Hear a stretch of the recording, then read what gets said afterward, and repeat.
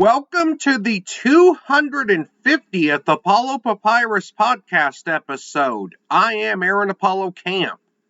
For this episode, my interview guest grew up in Canada but now lives in Japan, where he has experience as a corporate personal trainer, and he is the author of 5 series of personal development books: Pathways to Mastery, Do Hard Things First, Bulletproof Mindset Mastery, the Lifestyle Mastery Series, and Rejection Free for Life. His name is Scott Allan, and here's my interview with Scott. Scott Allan, welcome to Apollo Papyrus. Well, it's great to be here. Thanks for having me on the show. You grew up in Canada, but you moved to Japan over 25 years ago.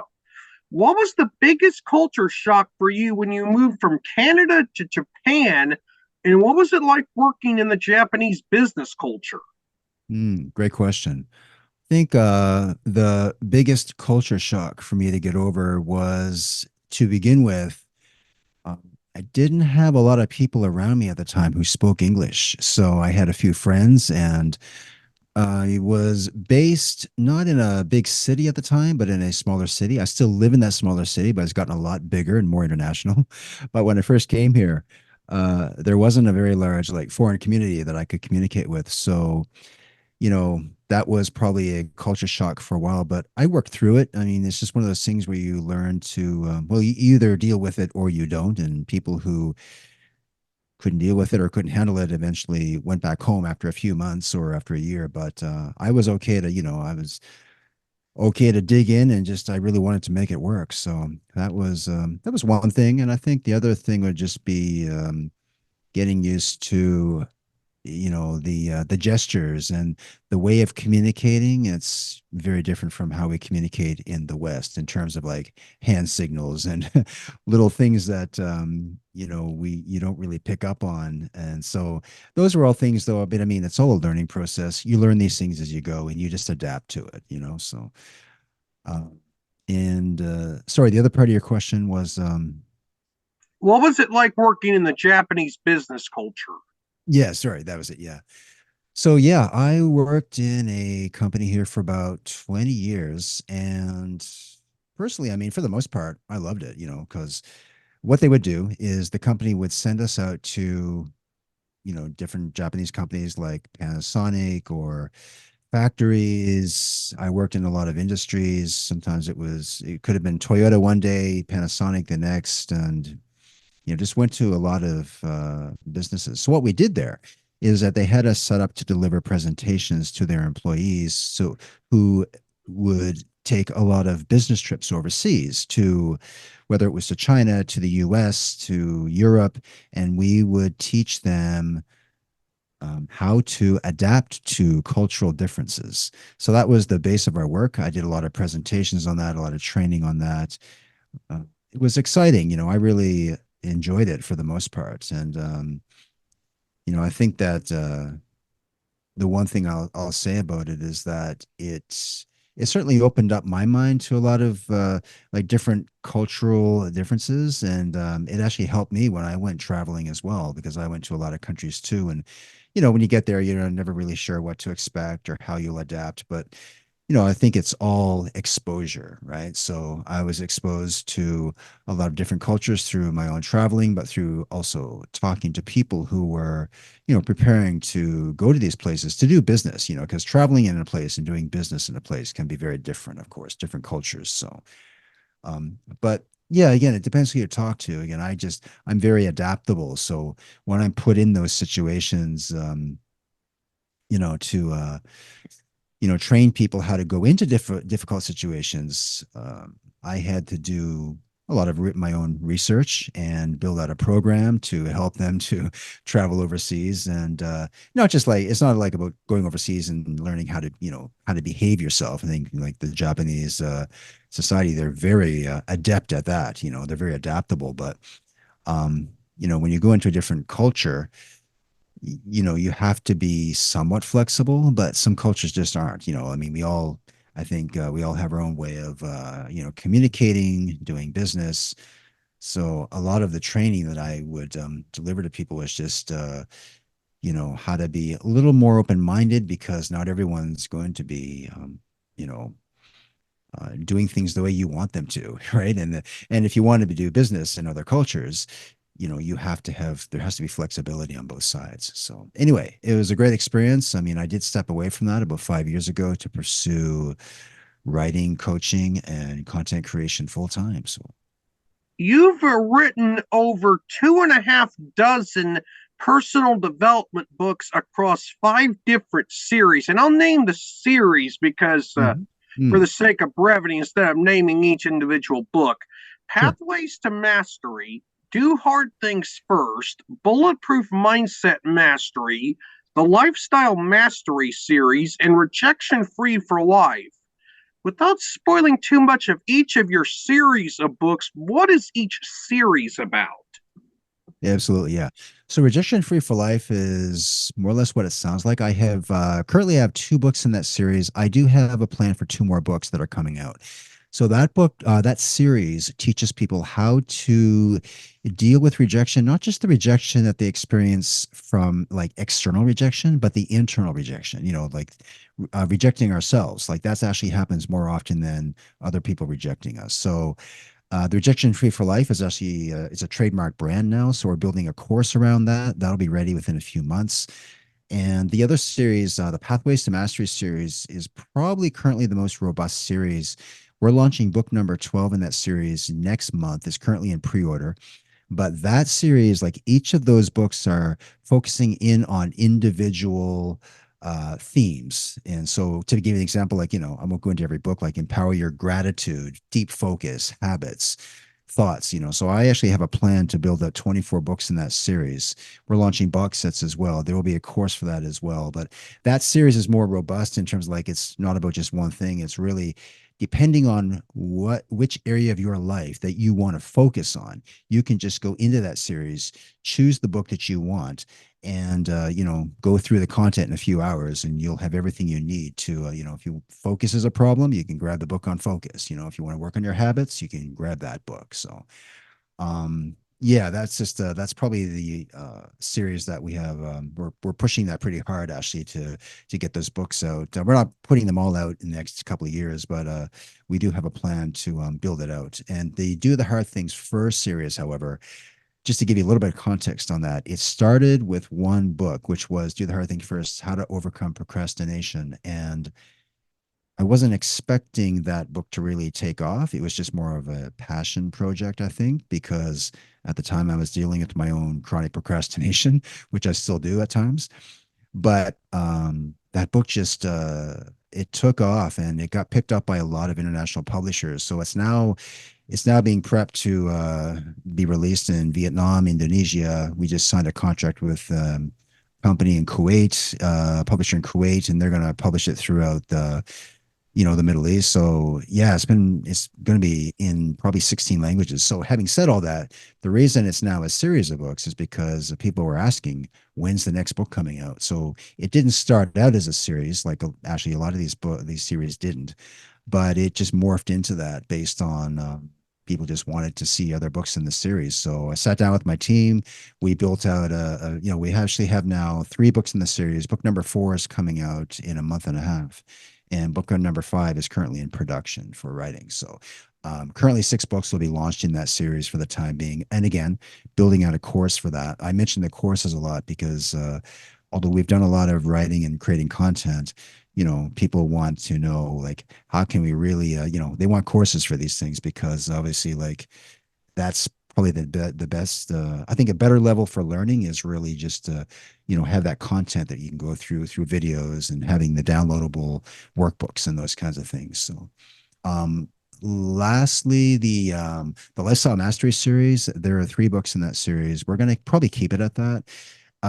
That was actually those 3 books that are in that series. Those were I think 3 of the first books that I published way, like we're talking, maybe they're going on 7 or 8 years old. I think they've been revised a couple of times, but that series just came about from I just wrote it raw and real. It was just like a lot of those strategies were strategies that, I learned over the years from my mentors, whether they were Brian Tracy, Tony Robbins, to Jim Rohn, Oprah Winfrey, all the greats, like everything that I learned, I just packed into those three books. And I spent a few years actually crafting that content, testing it with my audience. Sometimes I would test it and, with like blog posts, and other times I would test it in interviews and things like that. But yeah, that series will probably not grow, but who's to say? I mean, it's still selling to this day. People are still getting a lot out of it. So I think, we'll see if there's a fourth book in that series. But yeah, I don't know, moving forward, if I have plans to, how many more books we'll do. I might just keep going with it. But for the time being, yes, we do have 35 to 40 books that are available. So What drives you to write self development books? good question. This started probably a long time ago when I got into self development about 30 years ago, when I was still living in Canada, and I was going through, and this is kind of how I got to Japan as well. I was going through I don't know, transition period, and then I wanted to reinvent the way I was living.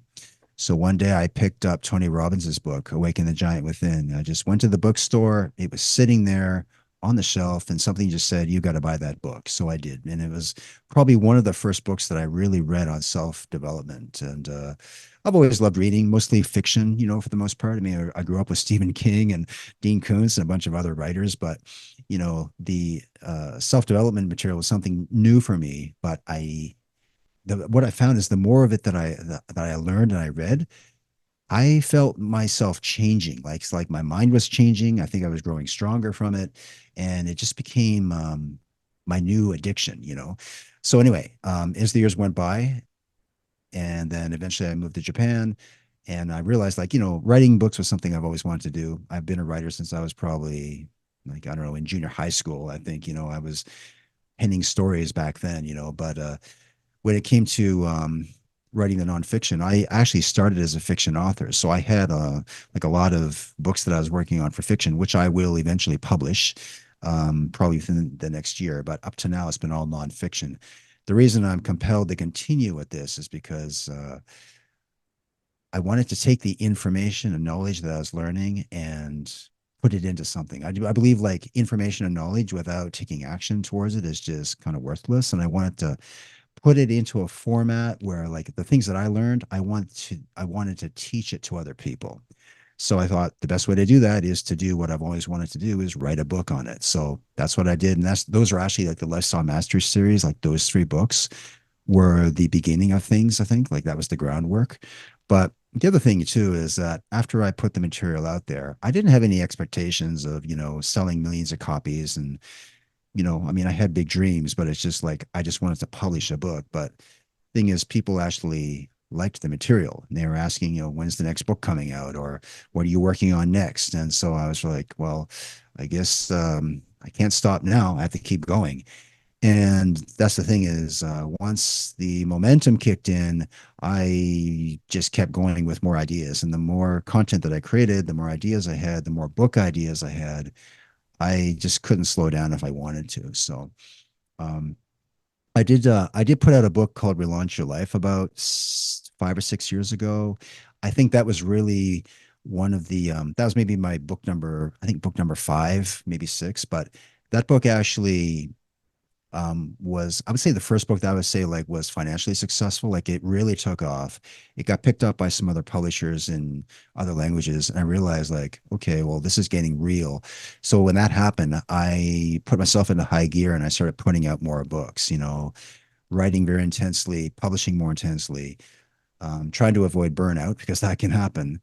But I just felt compelled to, put out more material, not just for the sake of putting it out there, but I think it was helping people, and I was getting contacted by people through, whether it was an email or something else. And, they were sharing their stories with me, their stories of success or their breakthroughs, they were reinventing themselves. And those are the kind of things that really just set me on fire. So. What is your writing routine like, if you have one, and how are you able to write so many books? Yeah. So I break it down. My routine is I have a 2 hour block every day, maybe three. I usually don't write past 3 hours. I know some people some people I talk to, they do 5,000 words a day, or some people do 10,000 words a day. My goal every day is to do 2,000 words, and I hit that most days. I usually do this 5 days a week. So for me, it's just the numbers, like, so what I start with, first of all, is I have a very strong book outline, right? So I sit down, I draft out the book outline. Nowadays, I do use ChatGPT for the book outlining just for structure. But I mean, even before chat was around, and it wasn't that long ago, I was doing all of this by hand like everybody else, and just doing a mind map, doing an outline for the book. Once I had that, it was just game time. I would just sit down, I would block off 2 hours a day. I didn't really, it doesn't matter if to me if it's like morning, afternoon, evening. I just, at the end of the day, my goal is to have 2,000 words done, and that's it. At the end of the day, either I did it or I didn't do it, and I just check it off on my calendar.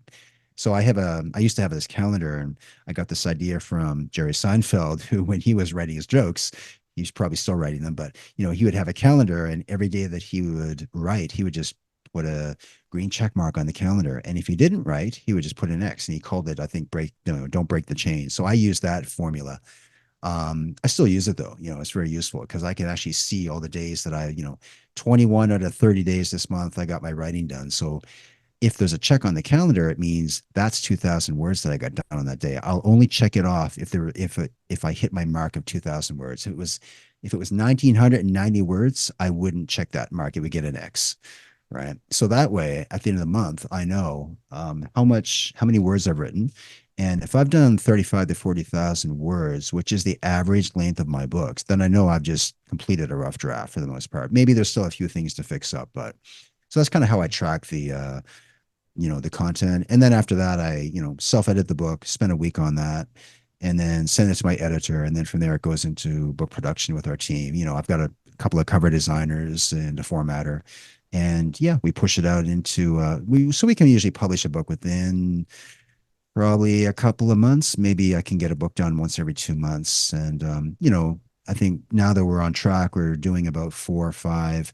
This year we're pushing for 6 books a year, but I'm more about quality versus quantity. So I feel like if the quality is suffering because we're trying to get too much quantity out there, I'll hold back and maybe do 3 or 4 books a year. So it's more important that people are, enjoying the content and finding it useful. You run your own publishing business. Now, are your books self-published, traditionally published, or hybrid published? And what is it like to run your own book publishing business? Big question. Good one though. Okay, so I'm a mix of everything. So except for the hybrid publishing, by the way, I don't do that. So I started out self-publishing all of my books. Now, I mentioned the international publishers that I work with. So I do self-publish the books to begin with. However, I have contracts with publishers in, I think, 16, now 17 different countries. And what they do is they pick up the books, they translate the books. So I'll give you an example. Like in Japan, I have a publisher in Japan based out of Tokyo. And they've got 3 titles now in the market, and they picked up they picked up one book, even initially a few years ago. They published the first book. The book is still selling very well in Japan, but they do all the translations and everything. They take care of the marketing. So I have a mix of publishers globally. I'd say like probably 16 publishers currently. And for the English versions, I mean, I publish those myself through Scott Allan Publishing.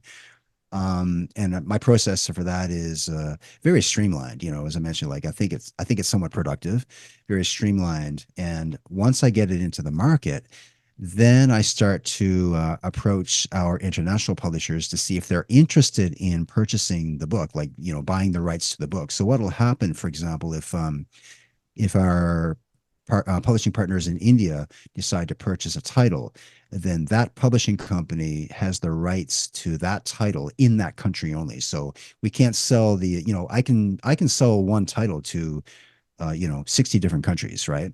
But once a publisher buys the book in that country, they have the rights to it. So we recently just signed a contract with a Vietnamese publisher. They bought 6 titles, so they have the rights to those titles only. And if another publisher in Vietnam decides to buy 6 different titles, they can have the rights to those titles. So that's kind of the interesting thing is like, you put one, we're putting like, one book out there, but I am publishing it into all like paperback, hardcover, audiobook, and then, creating courses around it as well. And then when we take it and we multiply that by the amount of languages that we can put it into, you end up with one book that could be like literally hundreds of products over the course of like a year or two.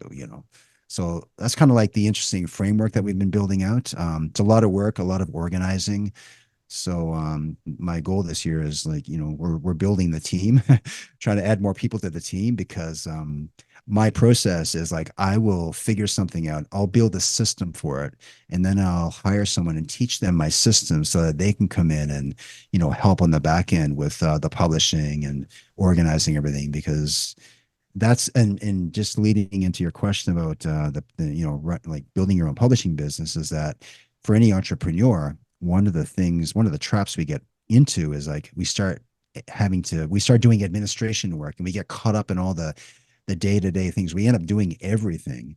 And I've been in that situation many times where I was just like scrambling to do all these little things and multitasking. And, 1 minute I'm making an Excel sheet to track all the sales coming in from, overseas publications. And the next minute I'm trying to, finish off the last chapter of a book. So that's the kind of chaos you want to avoid. And I think you need to just be aware of like you need to buy back your time as an entrepreneur, and especially in any business. I think it comes back. It comes. You have to buy back your time by hiring people who can come in and help you. And of course, to hire people, you do need cash flow. You need money for that. So um, that's why it's important to try and get monetize your products as much as you can.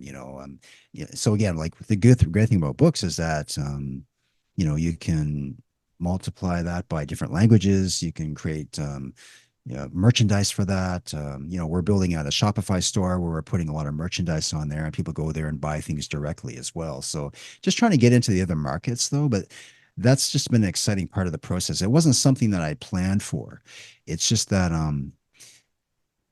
one of the things with the international markets, in like foreign languages, is that there's a huge market out there. Like I used to think it was just, publish on Amazon, get into the US market or Canada or whatever, like, and that was it, and I just kind of left it at that. But when I started getting approached from, like by other publishers, I realized, wow, there's actually like, that could actually that's become like 80% of our business. Right. So yeah, it's kind of exciting moving forward. We'll, our goal is to get, I think to get through the hard things first is probably the book that's been translated the most. And our goal is to get it into 40 languages in the next 2 years. So I have time for two more questions.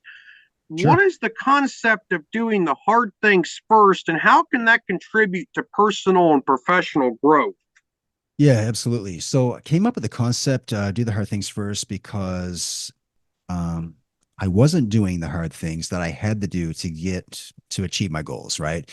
And like I mean, I could say like I've had the behavior of being a chronic procrastinator. I don't want to label myself as a procrastinator, but the reason I wrote the book is because I realized I did a test for about 60 days where every morning I set it up so that I was going to do one thing that I had been putting off. And I made a list of these things, right? They were things like application forms that I had not filled out that needed to be filled out. And these were things that were just, put into drawers, filed away. I didn't want to look at them anymore.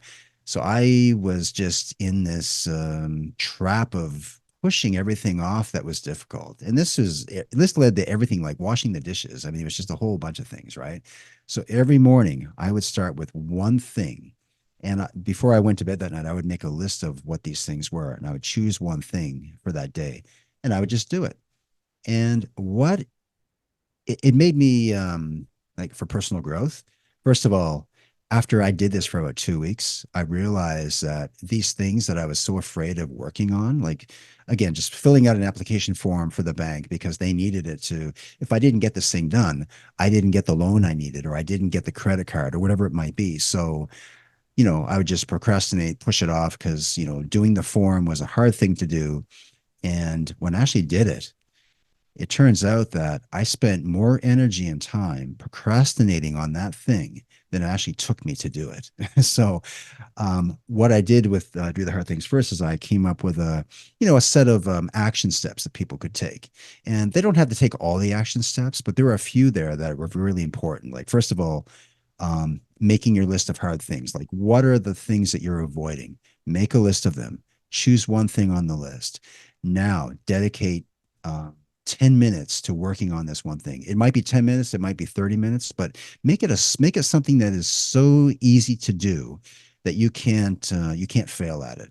And I have like another example is in my house, we had a hole in the wall that was there for like a year and a half, and I've always every time I looked at that hole, I just wanted to cover it up with something. So I did, but the hole was still there, because I'm not very good at fixing things around the house. So I thought, well, I'll just cover it up and hopefully nobody will find it. But I look at that as like a hard thing because it was hard for me to um, fix that hole myself. But I realized, well, I don't have to do it myself.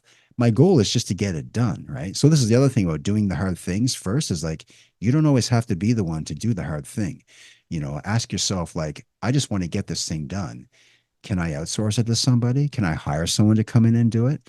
As it turns out, that hole in the wall was easy to fix. I just made a phone call, which was a hard thing to do, asking for help. Made a phone call to someone. They came over that day, fixed the hole, took them 20 minutes, and it cost me about $100, right? So again, another thing that was off the list, but it was one of those things like I procrastinated on that for a year and a half. So that's the thing about the book is like it's just set up to move people forward. You don't necessarily have to be moving forward towards a goal, but it's going to make you feel more like internally powerful, knowing that you're not as helpless as you think you were.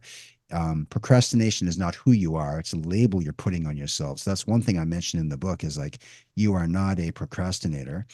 You are just it's a habit that you made. We all have it, by the way. I mean, we all put off something, but depending on some people have chronic procrastination, which is a different level, right? And that's when you can get into real trouble. I've put off credit card. I pay all my bills, but I mean, years ago there was a credit card bill that I put off for months until they finally just canceled all my accounts. Because and all I had to do was drive across town and pay this one bill, and I just kept putting it off and ignoring the warnings, and but that was just one of the hard things that I built up in my mind.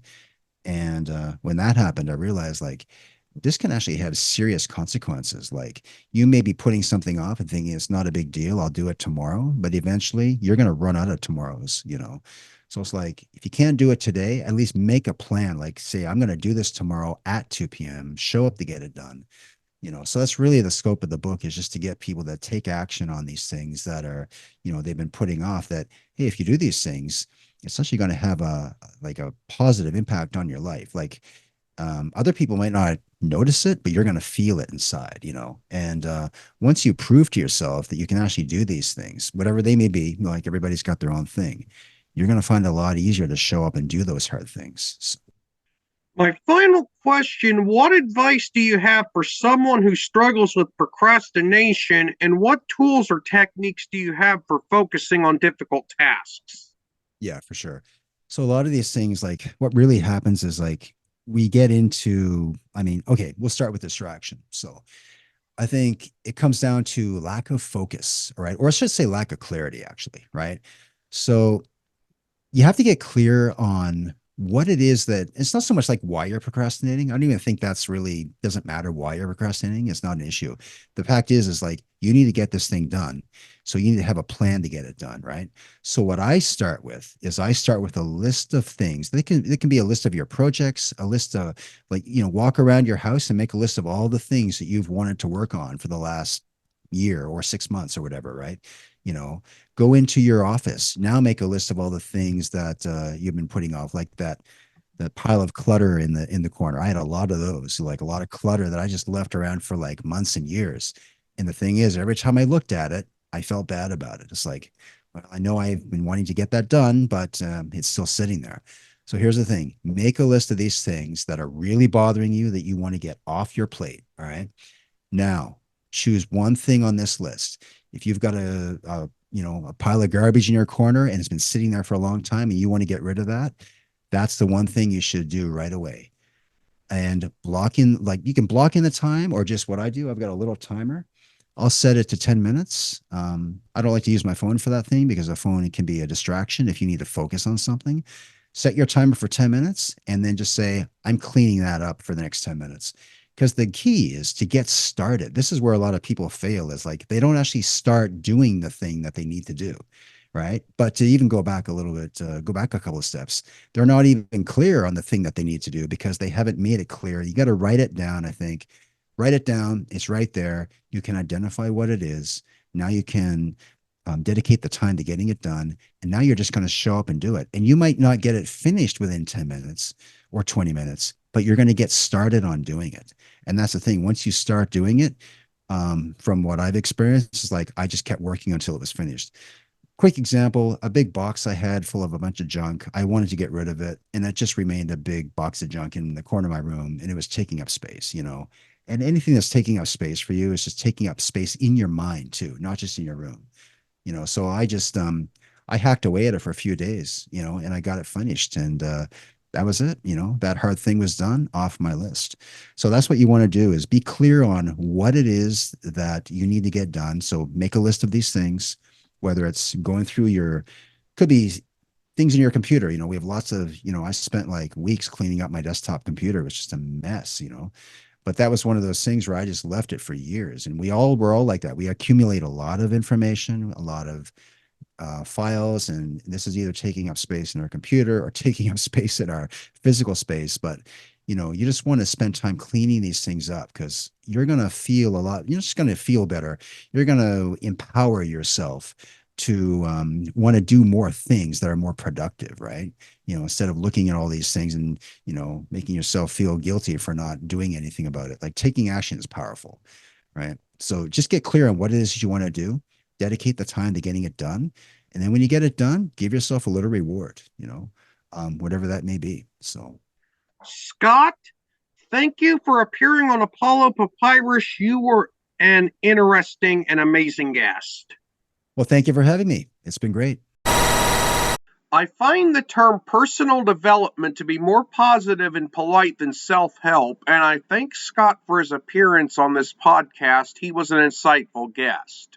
I can't believe I have produced 250 episodes of this podcast, but it's been a wonderful experience producing 250 podcast episodes, and this episode is far from the last one I'll produce. This is Aaron Apollo Camp reminding y'all to write and read your passion. Bye for now.